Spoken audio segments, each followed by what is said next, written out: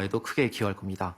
기업들은 투자 확대가 고용 활성화로 이어지도록 하겠다며 채용도 계속 확대해 나가겠다고 밝혔습니다. KBS 뉴스 이정민입니다.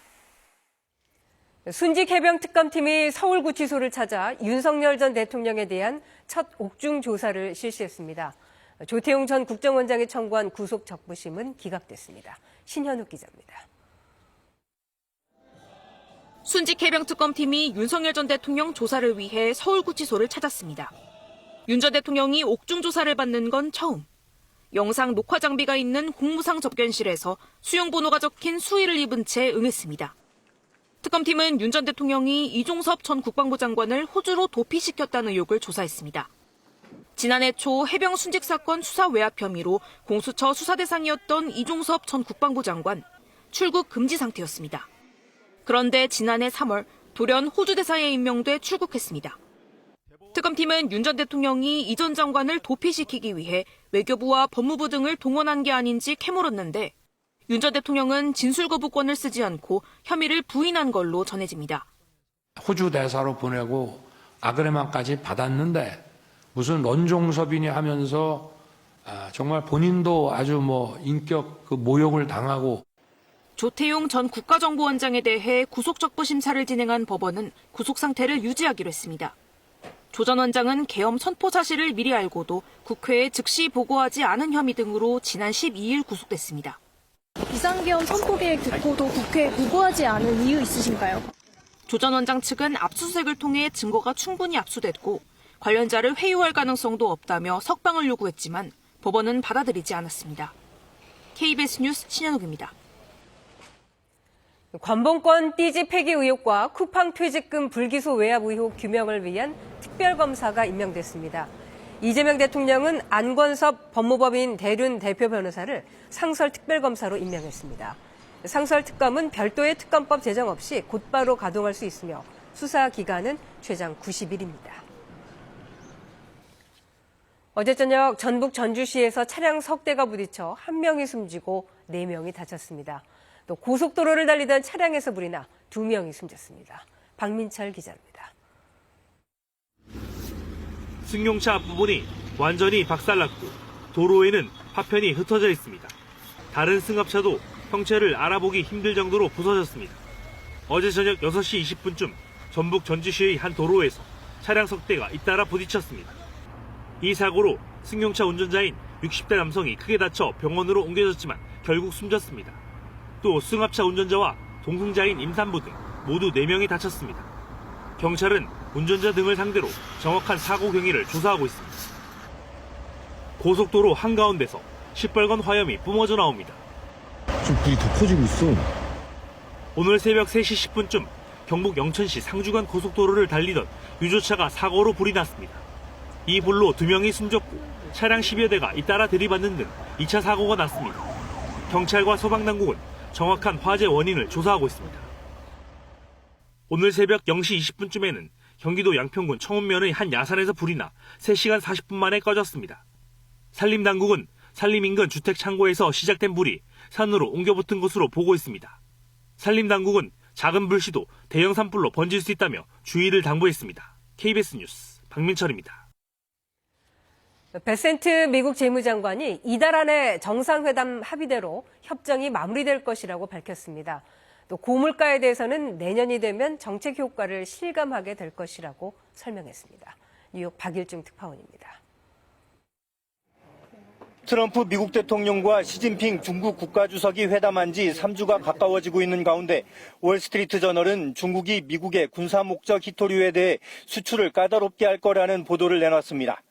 이에 대해 베센트 미 재무장관은 해당 보도가 정확하지 않다며 무책임하다고까지 말했습니다. 그러면서 중국이 합의를 준수할 거라고 믿고 이달 안에 협정도 완료될 거라고 밝혔습니다. I think that Wall Street Journal reporting is not very accurate. We haven't even finished the agreement, which we hope to have done by Thanksgiving. 만일 합의를 지키지 않으면 여러 다른 수단이 있다고도 했습니다.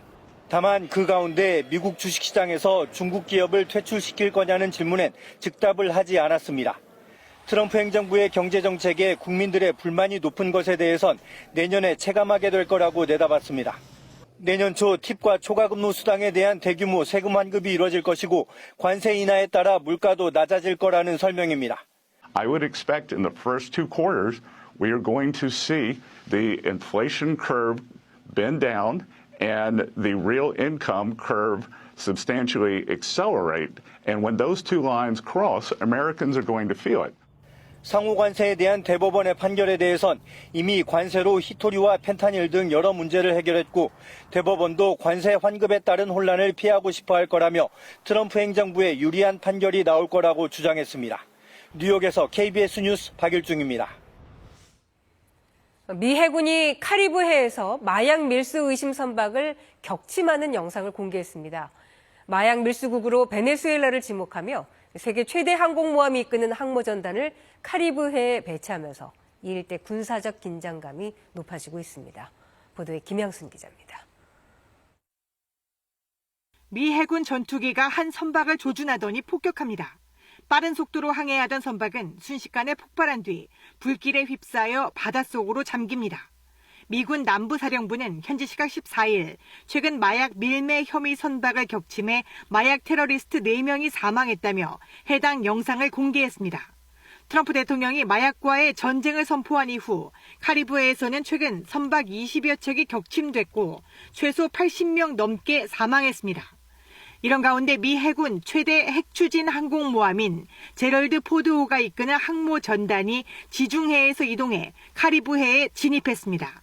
전단에는 90대의 전투기와 미 해군 함정 10여 척, 12,000명의 병력이 투입됐습니다. 베네수엘라 턱 밑까지 항모가 진입하며 미국의 군사작전이 임박했다는 전망도 나오고 있습니다. I sort of made up my mind. I mean, I can't tell you what it would be, but I sort of made up my mind. 트럼프 행정부는 다음 단계 조치로 육로를 통한 마약 유입 차단을 위해 베네수엘라 영토에 대한 공습을 논의한 것으로 알려졌습니다. 베네수엘라는 미군의 군사작전에 대응해 대규모 동원령을 내린 가운데 부당한 전쟁을 멈춰야 한다며 국제사회에 호소하고 있습니다. KBS 뉴스 김양순입니다. 이번엔 KB증권 연결해서 오늘의 주식시장 알아보겠습니다. KB증권입니다. 코스피 시장 1.7%대 강세로 출발했지만 오름폭 줄어드는 등 변동성 큽니다. 코스닥 시장 외국인과 기관 동반 매도 속에 하락세로 돌아서는 등 혼조세입니다. 이 시각 현재 코스피는 58.76포인트 오른 4,070.33회, 코스닥은 0.07포인트 오른 897.97에 거래되고 있습니다. 주말 미국 3대 지수는 개파락하며 시작했고 이후 AI 인프라 관련 불확실성과 저가 매수세 유입 등이 맞물리며 변동성 끝에 혼조 마감했습니다. 코스피 시장에서 외국인은 매수를, 개인은 팔고 있는 가운데 삼성전자와 SK하이닉스 나흘 만에 강하게 오르며 반등 중이고 이수페타시스와 코리아 서키트, 테스 등 반도체 관련주들 흐름 좋습니다. 이 밖에도 지주사와 호텔 및 리조트 관련주, 영원무역과 현대오토에버, 한국항공우주와 농심, 삼양식품 강세입니다. 한편 메리츠 금융지주 등 금융주, 한국카본과 HJ중공업 약세입니다. 오늘 코스닥 시장에 입성한 그린광학은 공모가를 웃돌며 90에서 100%대 오름폭 키우고 있습니다. 이 시각 현재 달러화에 대한 원화 환율은 1,457원 30전에 거래되고 있습니다. 지금까지 KB증권이었습니다.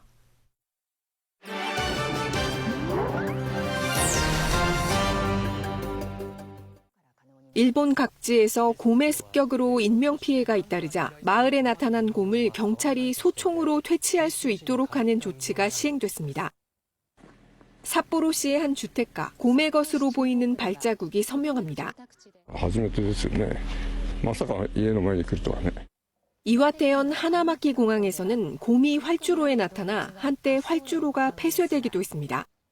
이딴 피해에 경찰청은 사람의 생활권에 출몰한 곰에 대해 긴급 상황 시 경찰이 소총을 발포할 수 있도록 규정을 바꾸고 시행에 들어갔습니다. 곰 피해가 심각한 아키타현과 이와테현에는 테러 대응을 맡는 총기대책부대 대원들이 파견돼 현지 수렵회로부터 곰의 행동 특성을 교육받으며 대응 준비를 해왔습니다. 곰의 개체수를 관리하는 방안도 함께 추진되고 있습니다. 겨울잠에서 막 깨어난 곰이 눈 위에 남긴 발자국을 따라가 비교적 쉽게 포획하는 방식으로 개체수를 줄이겠다는 겁니다. 현재 홋카이도와 아키타현 등이 이 방식을 시행 중인데 환경성은 교부금 지원을 통해 이 같은 사업을 확대할 계획입니다. 캘리포니아 중부 해안가에 아기 울음 같은 소리가 이어집니다. 엄마를 잃은 새끼 해달의 울음입니다. 신고를 받은 해양 포유류 구조팀은 출동해 새끼 해달을 구조한 뒤 울음소리를 녹음해 스피커로 반복 재생했습니다. 혹시라도 어미가 그 소리를 듣고 돌아올까 하는 바람 때문이었습니다. Vocalizations are very important for pairings of moms and pups. So 잠시 뒤 배 주위를 맴도는 해달이 포착됐습니다. And so that kept happening, and her persistence of following us and approaching the boat was the really key indicator. 두어 시간 관찰 뒤 구조팀이 새끼 해달을 조심스레 바다로 들여보내자 곧 어미 해달이 다가왔습니다. 그 순간 구조대원들의 눈가에도 눈물이 고였습니다. I definitely cried a little bit when she came up and got the pup. It was a super rewarding, top 5 day at work ever.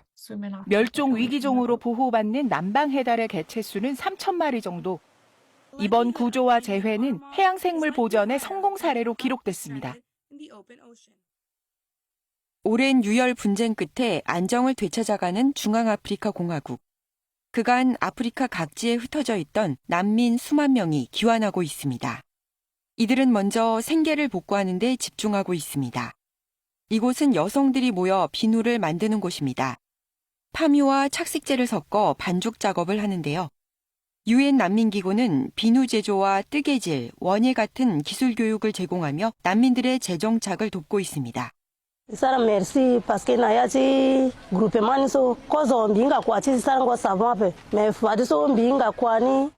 몇 년 만에 고향으로 돌아온 미리암도 재봉 기술을 배워 자매들과 함께 침대 시트 만드는 일을 하고 있습니다.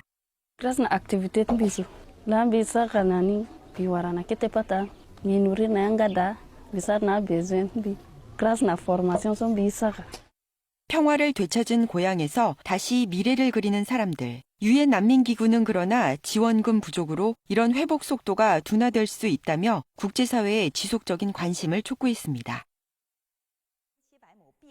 중국 장쑤성에서는 요즘 피칸 수확이 한창입니다. 올해는 새로운 수확 장비가 투입돼 작업 효율을 크게 높여주고 있습니다. 447헥타르, 축구장 600개가 넘는 면적의 피칸 농장. 속이 꽉 찬 피칸이 수확을 기다리고 있습니다. 이 엄청난 규모의 수확 작업에 올해는 새 장비가 등장했습니다. 나무를 자동으로 흔들어주는 진동 수확기입니다. 수확기가 나무를 감싸 안고 흔들자 규칙적인 진동과 함께 피칸이 빗방울처럼 떨어집니다. 농민들은 떨어진 피칸을 능숙하게 분류하고 수거합니다. 덕분에 50-60명이 꼬박 2달 걸려야 했던 작업을 10여 명이 한 달에 마칠 수 있게 됐습니다. 진동 수확기는 과학적으로 설계돼 나무에 손상을 주지 않고 뿌리를 부드럽게 흔들어줘 생장에도 도움이 된다고 하는데요. 今年的话，产量大概在总共15万斤左右。好的木产的话，大概有200多斤。差一点的可能有40斤、50斤木产。生果机的话，可能木产要到500斤600斤这样。 농민들은 진동 수확기 덕분에 피칸 수확량이 더 늘어날 것으로 기대하고 있습니다. KBS 월드뉴스입니다. 한강버스가 운항 도중 수심이 얕은 강바닥에 걸려 멈춰서면서 승객 80여 명이 1시간 만에 구조됐습니다. 김민석 국무총리는 철저한 원인 규명을 지시했습니다. 이정은 기자입니다. 한강버스가 강 한가운데에 멈춰서 있습니다. 놀란 승객들이 서둘러 119 구조정으로 옮겨 타는 모습도 보입니다. 같은 시각 배 안에선 구조대원 지시에 따라 승객들이 구명조끼를 입고 줄지어 구조를 기다렸습니다. 주말 저녁을 즐기려다 악몽 같은 시간을 경험했습니다. 쿵 소리랑 엄청나게 큰 진동이 1초 동안 났던 것 같아요. 제세동기도 막 떨어져서 소리 내고 천장 흔들리고 옆에 있던 쇼핑백 쓰러지고. 인명피해는 없었지만 승객 82명이 사고 1시간 만에야 모두 구조됐습니다. 진료로 받아야겠다 하시는 분들 제외하시고는 귀가하시면 될 것 같아요. 배가 멈춘 곳은 잠실 선착장에서 118m 떨어진 지점.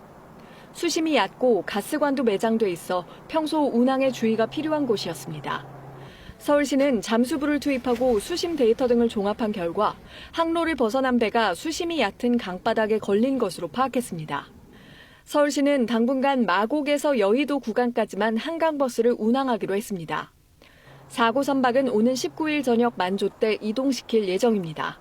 수심이 충분히 나오는지 그리고 이물질들이 없는지 체크한 이후에 안전성이 담보된 이후에 다시 운항을 재개할 계획으로 있습니다. 김민석 국무총리는 사고 원인을 철저히 조사하고 안전대책을 점검하라고 지시했습니다. 민주당 의원들도 한강버스 운항을 전면 중단하라고 촉구했습니다. 미비점을 완벽하게 커버한 후에 그 다음에 운항 재개를 할 것을 강력하게 요구합니다. 오세훈 서울시장은 이번 사고로 불안과 불편을 끼쳐 송구하다면서도 안전 문제를 정치 공세의 도구로 삼는 행태는 바람직하지 않다고 밝혔습니다. KBS 뉴스 이정은입니다. 올해 김장은 부담이 좀 덜어지게 됐습니다. 정부와 유통업체들이 할인 행사를 열어 주요 김장 재료 가격이 지난해보다 조금 저렴해졌습니다. 이수연 기자입니다. 대형마트 문을 열자마자 기다리고 있던 손님들이 몰려듭니다. 앞다퉈 담는 건 배추. 세 포기에 3,000원도 안 됩니다. 초저가 할인에 한정 물량이 금세 동났습니다. 김치가 없어가지고 왔는데 너무 가격이 저렴해가지고 하나 살까 하다가 2개 사려고요. 본격적인 김장철로 접어든 이번 주 배추 소비자 가격은 한 포기에 평균 3,400원 선. 지난달의 반값 수준입니다. 무더위와 잦은 비로 올랐던 배추값이 평년 수준을 되찾았습니다. 도매 가격은 아직 지난해보다 20% 높은 수준인데도 정부와 유통업체가 할인을 집중해 소비자 가격을 낮춘 셈입니다. 생육이 부진하다 보니 김장용으로 쓰기에 정품인 비율이 낮아져서 배추 가격은 도매 시장을 기준으로 해서 조금씩 오름세로 전환이 되었습니다. 이에 비해 무는 지난해보다 23%, 대파 가격은 15% 저렴합니다. 갓과 깐마늘, 쪽파 등은 올랐지만 농식품부는 김장철 체감 물가가 지난해보다 10%가량 낮을 것으로 보고 있습니다. 무 같은 것도 싸게 판다 그러더라고. 너무 싸고 좋아요. 네. 그래서 오히려 더 싼 것 같아요, 작년보다. 올해 직접 김장을 하겠다고 답한 가구는 10집 가운데 6집 정도입니다. 직접 김장하는 가구의 60%가량은 절임 배추를 쓰고 4인 가족 기준으로 평균 배추 18포기 정도를 담는 것으로 나타났습니다. KBS 뉴스 이수연입니다. 야구 대표팀이 일본과의 두 번째 평가전에서 9회 말 터진 김주원의 홈런으로 극적인 무승부를 거뒀습니다. 외조 부상을 숨기고 경기에 나선 김주원은 경기 후 기자회견에서 눈물을 쏟아냈습니다. 도쿄 박주미 기자입니다. 3회 송정문의 적시타를 시작으로 먼저 석점을 앞서간 대표팀. 그러나 4회 곧바로 투수들의 연속 밀어내기 볼넷에 동점을 허용했습니다. 7대5로 뒤진 8회 안현민의 이틀 연속 아치로 한 점을 따라 붙었지만 승부를 뒤집긴 부족했던 시간. 9회 말 투아웃에서 김주원의 동점 홈런이 터집니다. 한일전 10연패 만에 거둔 극적인 무승부. 일본 입국 뒤 알게 된 외조 부상에도 팀을 지킨 김주원은 기자회견에서 쏟아지는 눈물을 주체하지 못했습니다. 직접 못 보내드리기 때문에 제가 플레이로서 할아버지를 보내드려야 된다고 생각을 했고 제가 가진 거를 다 쏟아붓겠다고 그렇게 임했는데 마지막 타석에서 좋은 결과가 있어가지고 김주원의 홈런으로 한일전 11연패는 피했지만 2차전에서도 불펜의 불안함은 드러났습니다. 볼넷이 12개로 지금 알고 있는데 이제 그런 부분들을 저희들이 조금 내년 3월까지 좀 준비를 잘 할 거고. 2차전 선발 등판의 3이닝을 무실점으로 막은 정우주의 국제대회 가능성 등 희망과 과제를 동시에 확인한 평가전.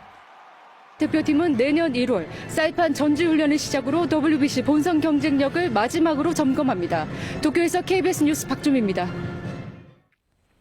찬바람이 불면서 다시 초겨울 추위가 찾아왔습니다. 오늘 한낮에는 기온이 거의 오르지 못하는 데다 이 바람이 체감온도를 끌어내려 더욱 춥게 느껴지겠습니다. 내일은 오늘보다 기온이 더 내려가 올가을 들어 가장 춥겠습니다. 내일 아침 서울은 영하 4도로 이번 가을 처음으로 영하권을 기록하겠습니다. 수요일까지 춥다가 목요일 낮부터 점차 평년 이맘때 기온을 되찾겠습니다. 찬 공기가 서해상을 지나면서 눈구름이 만들어져 내일은 광주를 비롯한 전라도 일부 지역에 1cm 안팎, 제주 산지에 1에서 5cm 안팎의 첫눈이 올 가능성이 있습니다. 충남 서해안과 전라도 서해안, 강원 영동과 경북 북동 산지에 강풍주의보가 내려진 가운데 오늘은 바람이 순간풍속 초속 20m 이상으로 매우 거세게 불겠습니다. 여기에 강원 동해안에는 건조주의보도 내려져 있어 산불 조심하셔야겠습니다. 앞으로 최고 기온은 서울과 철원이 5도, 청주, 대전, 전주가 7도, 대구는 9도로 어제보다 10도 이상이나 낮겠습니다.